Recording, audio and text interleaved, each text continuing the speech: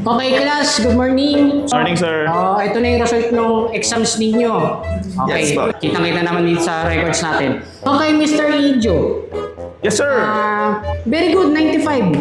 Class, siya nga lang pala ang nakakuha ng 95% sa inyo ha.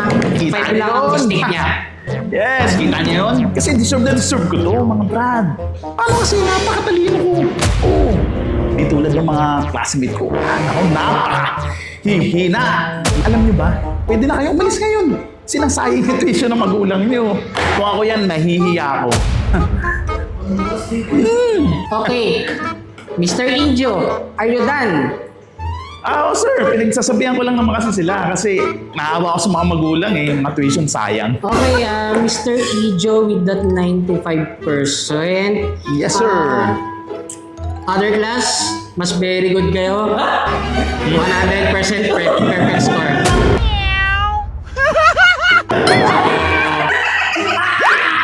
Mr. Ijo, alam kong you try your best, pero Opo. 95 lang talaga sila 100.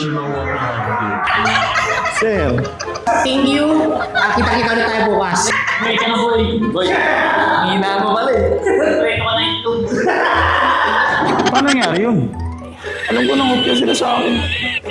Ang daya yung mga yun